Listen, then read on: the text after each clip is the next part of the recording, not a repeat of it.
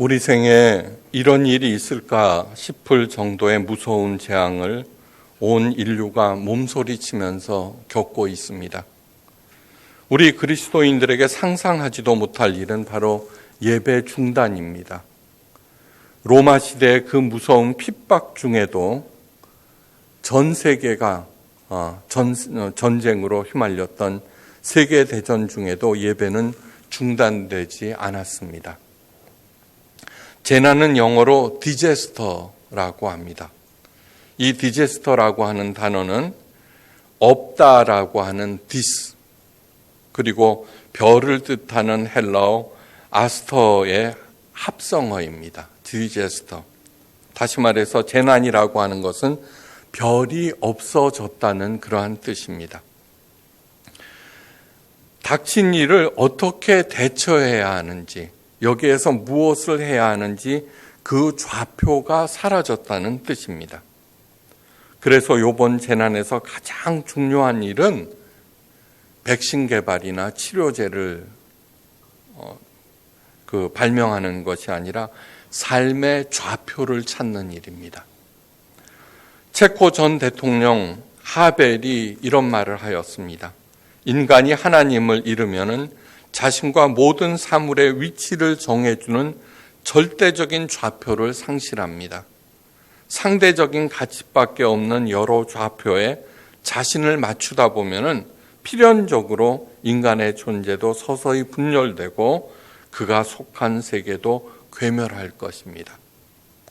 오늘 이 시간을 통해서 해야 할 일은 혼란에 빠져 있는 나와 이 세상을 바로 잡는 하나님의 좌표를 찾는 일입니다. 가장 먼저 살펴야 하는 말씀은 레위기 26장 14절에서 33절 말씀입니다. 이 레위기 26장 14절에서 33절 말씀은 하나님의 심판 시나리오입니다. 하나님께서 어떻게 심판을 진행하시는가, 그 내용을 요약하면은 다음과 같습니다. 잘 들어보시고 지금 현재 우리가 당하고 있는 재난이 어느 단계에 와 있는가 확인 한번 해보십시오. 이스라엘 백성이 하나님의 말씀을 청종하지 않습니다. 첫 번째 징조는 폐병과 열병으로 생명이 쇠약해지면서 대적들에게 패하게 됩니다. 둘째 징조는 사람들의 수고가 헛되게 되고 땅이 소산을 내지 않게 됩니다. 셋째 징조는 성읍에 역병이 돌면서 대적자들의 손에 붙여질 것이며 나아가서 양식이 끊어집니다. 이어서 성읍이 황폐해지고 성소가 황량하게 되고 하나님께 드리는 제사가 거부됩니다. 최종 심판의 증거는 너무나 기가 막힌 일이 일어납니다. 너희가 아들의 살을 먹을 것이요 딸의 살을 먹을 것이며, 레위기 26장 29절 말씀입니다. 부모가 먹을 것이 다 끊어지니까 자녀들의 살을 먹게 된다는 것입니다. 그리고 마침내 하나님의 백성 이스라엘은 사방으로 흩어져 버립니다.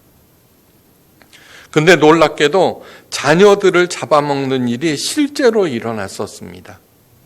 북왕국 이스라엘의 수도 사마리아가 아수르의 벤하닷에 의해서 포위되었을 때 일입니다. 그렇게 돌아가면서 자기 자녀를 잡아먹고 이어서 우상숭배에 찌들었던 북왕국 이스라엘은 곧 멸망하고 맙니다. 하나님의 심판을 받은 것입니다. 하나님의 심판 시나리오를 읽으면서 가장 마음을 찌르는 두 가지가 있습니다. 역병, 세 번째 단계에 있었던 역병, 그리고 네 번째 단계에 있었던 하나님께서 우리들의 제사를 거부하신다는 내용입니다. 너무너무 무서운 말씀입니다. 대한민국의 모든 예배가 일시에 중단된 것이 이렇게 오랫동안, 혹시 하나님께서 우리의 예배를 거부하시는 것이 아닐까. 피치 못하게 예배를 드리지 못했을지라도 하나님께서 예배를 거부하시기 때문이 아닐까. 대한민국의 기독교가 하나님께서 원하시는 일을 제대로 수행하고 있는가 가슴을 치면서 되돌아보셔야만 합니다. 하나님의 시나리오에 따르면은 이번 코로나 사태는 세 번째와 네 번째에 해당된다고 할 수 있습니다. 코로나 사태가 심각해졌을 때 문제의 주역이었던 신천지가 이 모든 것들이 사탄의 짓이라고 하였습니다. 사탄의 짓이라면은 내게는 아무런 잘못이 없고 반성할 일도 회개할 것도 없을 것입니다. 그 나쁜 놈의 짓이기 때문에. 그런데 과연 사탄의 짓일까요? 아니라면은 하나님께서 일으킨 것이 됩니다. 만약 하나님의 처사라면은 우리들은 아무리 어렵고 힘든 일이라도 겸허히 받아들여야 하고, 그 사태에서 하나님의 그 뜻을 찾아내셔야만 합니다.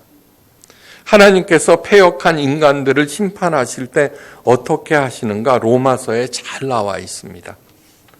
사도 바울이 말합니다. 로마서 1장 24절. 하나님께서 저희를 마음의 정욕대로 더러움에 내버려 두사 저희 몸을 서로 욕되게 하셨느니라. 이어서 말합니다. 저희를 부끄러운 욕심에 내버려 두셨으니. 또 이어서 말합니다. 또한 저희가 마음에 하나님 두기를 싫어하며 하나님께서 저희를 그 상실한 마음대로 내버려 두셨다. 여기에서 주목해야 하는 구절은 바로 내버려 두셨다는 것입니다. 하나님께서 그 일을 그냥 그렇게 하도록, 니네들이 원하는 대로 하도록 내버려 두셨다는 것입니다. 이것을 하나님의 유기라고 부릅니다. 하나님의 유기야말로 정말 무서운 것입니다. 하나님의 경고는 아직도 바로잡을 기회가 있다는 뜻입니다. 이스라엘을 멸망시키기 전에 하나님께서는 수많은 선지자들을 끝도 없이 내보내 주셨습니다. 그런데 이스라엘 백성들은 그 경고의 말씀을 다 거부하셨습니다. 그러므로 우리가 이번 사태를 하나님의 경고로 받아야만 합니다. 하나님의 음성이 들리지 않더라도 겸허히 하나님의 처사로 인정하고 과연 우리가 무엇을 잘못했는가? 중국 탓이야, 아니야, 저 탓이야, 이 탓이야, 사탄의 짓이야 이런 것이 아니라 내 자신을 바라보는 겸허한 자세가 필요합니다. 그리고 창자를 끊어내는 심정으로 회개를 하셔야 합니다. 그래야 하나님께서 열어주시는 새로운 세계를 볼 수 있게 되고 그렇게 통회하고 참여하는 사람만이 그 세계에 참여할 수 있습니다. 하나님의 침묵과 유기에 대한 반응 중에 심각하게 숙고해 봐야 할 반응들이 여러 가지가 있습니다. 아니 사랑의 하나님이라면서 어떻게 내버려 둘 수가 있어? 나는 아무 잘못도 없는데 왜 감염이 된 거야? 우리 어머니는 왜 돌아가신 거야? 이러한 반응들은 이번 사태에서 전 세계에서 수도 없이 나타났을 것입니다. 수도 없이. 이 모두 하나님께 그 책임을 전가하는 것입니다. 윌리엄 톰슨은 그의 책 타락한 몸에 빛이 내리는 순간에서 하나님의 입장이 되어서 굉장히 중요한 질문을 던집니다.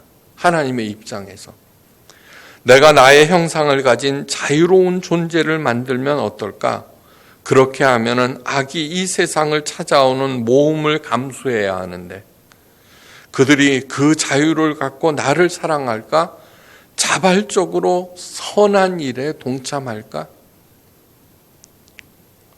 하나님께서 우리들에게 자유의지를 주신 것은 하나님의 최대 모험이었습니다. 자유의지를 주신 이유는 무엇이냐 하면은 우리 한 사람 한 사람, 가장 사랑하는 대상인 우리 한 사람 한 사람으로부터 나만이 만들어낼 수 있는 가장 독특하고 개성 넘치는 영광을 받기 위해서입니다.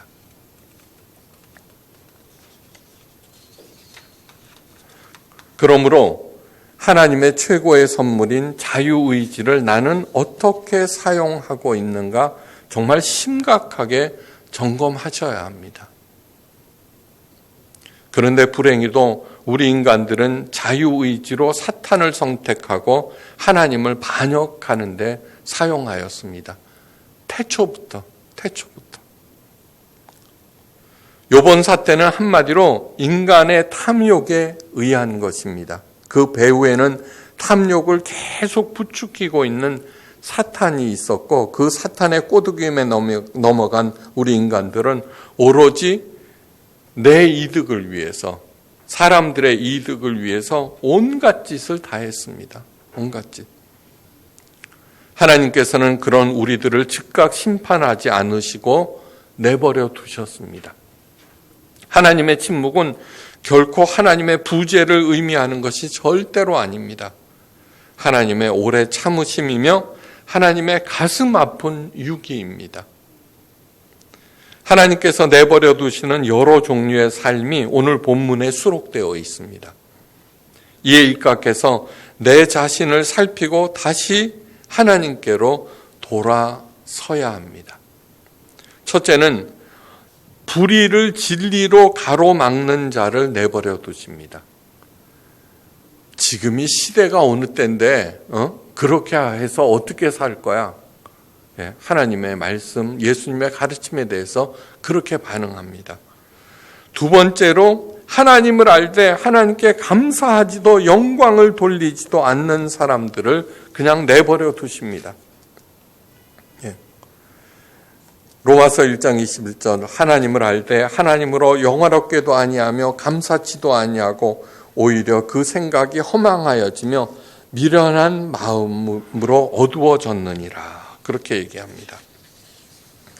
모든 것이 하나님께로부터 온 것임에도 불구하고 내가 잘해서 얻은 것으로 생각합니다. 스스로 지혜 있다 하나 다 그 내 덕이야. 나 때문에 그렇게 된 거야.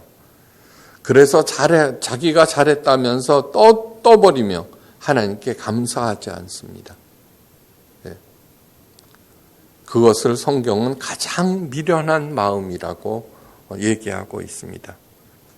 세 번째로 내버려 두시는 사람은 우상을 숭배하는 사람입니다. 부처님께 절하는 그런 것이 아닙니다. 모든 우상들은 번영의 신입니다. 번영의 신. 우상들에게 절을 합니다. 향불을 바칩니다.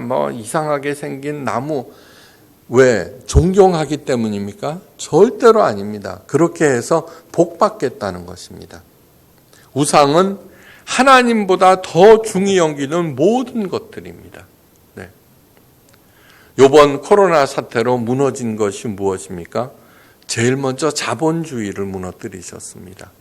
두 번째로 선진국들을 무너뜨리셨습니다. 세계 최대 강대국 중에 하나라는 중국에서 시작해서 최고의 감염자는 미국에서 나왔고 유럽에서 수많은 확진자와 사망자들이 양산되었습니다. 이것은 무엇이냐 하면은 이제는 그렇게 살아서는 절대로 안 된다라는 뜻입니다. 그렇게 자기의 이득을 추구하고 오로지 잘 먹고 잘 살겠다는 그 마음을 버리셔야만 합니다. 그래야지 하나님의 유기를 당하지 않습니다. 네 번째로 내버려 두시는 사람은 정욕의 노예로 사는 사람들, 다섯 번째로 마음에 하나님 두기를 싫어하는 사람들을 내버려 두십니다. 이렇게 내버려 두시는 사람의 목록을 보면서 느끼는 것은 무엇이냐 하면은 이런 사람들이 너무너무 많다는 것입니다. 세상에. 너무너무 많습니다. 전부 다. 또 하나, 그리스도인임에도 불구하고 여기에 해당되지 않는 사람들이 하나도 없다는 것입니다. 하나도 없습니다. 이번 사태의 책임은 전적으로 타락한 우리 인간들에게 있음을 자각하고 인정하는 것. 이것이 문제 해결의 출발점입니다. 만약에 백신과 치료제가 개발됐다고 합시다. 네. 그래서 나았습니다. 그러면 사람들이 또 어떻게 돼요? 도로 예전으로 돌아갈 것입니다. 그죠? 네. 그래서는 안 됩니다. 지금 하나님의 시나리오대로 따르면은 세 번째와 네 번째, 이제 마지막 자기 자녀를 잡아먹는 단계만 남아 있습니다. 마지막 심판 일보 직전에 와 있습니다. 이번 사태를 어떻게 해결할까? 요번만이 아닙니다. 모든 문제의 해결 방법을 사도 바울이 가르쳐주고 있습니다. 사도 바울이 말합니다. 로마서 8장에서 피조물이 고대하는 바는 하나님의 자녀들이 나타나는 것이래. 그 바라는 것은 피조물도 썩어짐의 종로로 탄 데서 해방되어 하나님의 자녀들의 영광의 자유에 이르는 것이니라. 피조물이 다 이제까지 함께 탄식하며 함께 고통을 겪고 있는 것을 우리가 아느니라. 여기서 피조물들이란 자연과 동식물들뿐만 아니라 나 아닌 다른 사람들 모두를 포함하고 있습니다. 전 세계가 탄식하며 기다리는 것은 치료제나 백신이 아닙니다. 예. 내가 하나님의 자녀가 되는 것입니다. 내 한 사람이 하나님의 자녀가 돼서 무슨 힘이 있을까? 그렇게 생각해서는 절대로 안 됩니다. 절대로 안 됩니다. 이 세상에서 시작된 모든 변화들은 참 하나님의 자녀 한 사람에 의해서 시작되었고, 예. 그렇게 시작할 때 하나님께서는 바알에게 무릎을 꿇지 한 7,000명을 어디서나 예배에 두셔서 만나게 됩니다. 네. 그 출발점이 내가 되셔야 합니다. 이것이 이번 사태의 가장 핵심적인 해결 방법이고 앞으로 닥치는 모든 문제들의 가장 근본적인 해결 방법입니다. 하나님의 자녀가 된다는 것은 무엇이냐? 다른 사람들의 탄식과 자연과 동식물들의 탄식에 귀를 기울이는 것입니다. 예. 그 바라는 것은 피조물도 썩어짐의 종로로 타는 데서 해방되어 하나님의 자녀들의 영광의 자유에 이르는 것이니라. 피조물들이 다 이제까지 함께 탄식하며 함께 고통을 겪고 있다고 말씀하고 있습니다. 그 탄식에 귀를 기울이는 것. 네. 그리야 할 때 내 탄식이 멈춰지고 시야가 세상을 향하여 열린다는 사실을 절대로 잊지 마시기 바랍니다. 여러분, 세상에 어려운 일들이 굉장히 많습니다. 점점 퇴보하는 것 같습니다. 악한 일들이 너무 많이 일어나지만 정말 큰 시각에서 보면은 점점 하나님께서 원하시는 세계로 전이 된다는 것을 알게 될 것입니다. 보게 될 것입니다. 그러니까 우리들이 해야 할 일은 하나님의 자녀가 되어서 그 탄식 소리에 귀를 기울이며 아이디어를 개발하고 나서고 그러면은 선봉에 서게 됩니다. 하나님의 나라와 그 의를 구하라. 그리하면 모든 것이 공급되리라. 네. 그래서 잘 살게 되고 과연 하나님의 제사장으로서 자기에 맡겨진 모든 피조물들을 살리는 그러한 역할을 우리들이 해야 한다는 것입니다. 온 유럽을 덮친 패스트로 인해서 타락한 교회가 1000년 동안 지배하던 암흑의 중세를 하나님께서 종식시킵니다. 그때 지도자들이 막 죽어나갔거든요. 그래서 종교개혁과 르네상스의 새 시대를 하나님께서 열어주셨습니다. 이번 사태로 저는 하나님께서 새 시대를 열고 계신다고 확신합니다. 중요한 것은 무엇이냐 하면은 그것을 바라보고 하나님의 마음과 하나가 되어서 동참하는 사람들이 많아져야 한다는 것입니다. 우리들이 새 시대의 선봉에서는 하나님의 참 자녀가 되시기를 주의 이름으로 간절히 축원합니다. 간절히 축원합니다. 네. 다른 피조물들의 탄식 소리에 귀를 기울이시기를 바랍니다. 어떻게 하면 돈 벌까? 그런 생각이 아니라 사람들이 무엇을 힘들어하고 하는지 그것에 포커스를 맞추고 하면은 하나님께서 아이디어를 주시고 그것을 사업으로 이어나가면은요.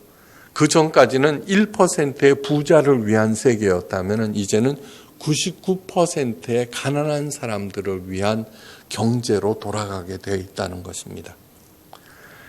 이어서 하나님의 자녀들은 자신의 탄식에 귀를 기울입니다.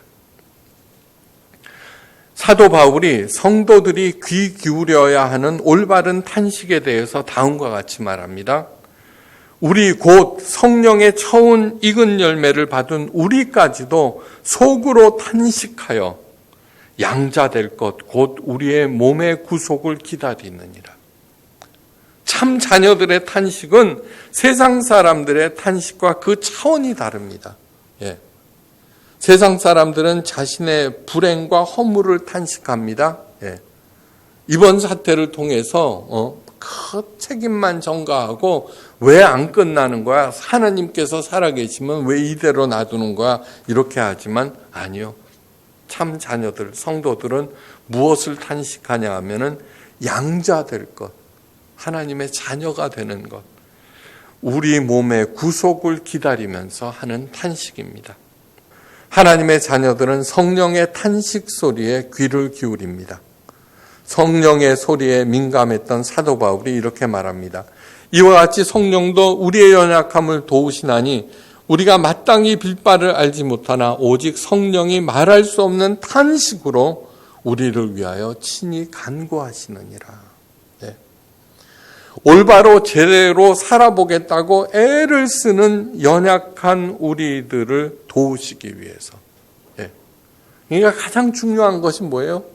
나 이제 참 자녀로 한번 살아볼 거야 라는 결단입니다. 어렵습니다. 힘듭니다. 그러나 매일매일 그래도 살아보겠다고 몸부림치면은 성령께서 가만히 계시지 않습니다. 성령 하나님께서 친히 간구해 주십니다. 그러므로 성령의 소리에 귀를 기울이는 하나님의 자녀들은 어떤 상황에서도 걱정하실 필요가 없습니다. 없습니다. 고난, 역경, 슬픔과 아픔까지도 합력하여 선을 이루기 때문입니다. 우리가 알거니와 하나님을 사랑하는 자 곧 그의 뜻대로 부르심을 입은 자들에게는 모든 것이 합력하여 선을 이루느니라. 제일 먼저 뭐예요? 다른 피조물들의 탄식 소리에 귀를 기울이고 자기의 탄식, 불평하는 것이 아니라 나는 언제나 하나님께서 원하시는 그런 사람이 될까? 그걸 생각하면서 자기를 그리고 나아가서는 성령의 탄식 소리들 귀를 기울일 때 모든 것이 합력하여서 선을 완성하신다는 것입니다. 이번 사태는 우리를 부르시는 하나님의 간절한 외침이며 하나님의 사랑과 공의에 참여하자는 간곡하기 짝이 없는 초대입니다. 초대. 하나님의 참 자녀, 진리를 사랑하며 다른 피조물들의 탄식 소리에 귀를 기울이면서 욕심을 버리는 선한 싸움을 싸우는 참 자녀가 되시기를 주의 이름으로 간절히 축원합니다. 그래서 하나님께서 열어주시는 새 시대에 선한 도구로 크게 쓰임을 받으시기를 간절히 축원합니다.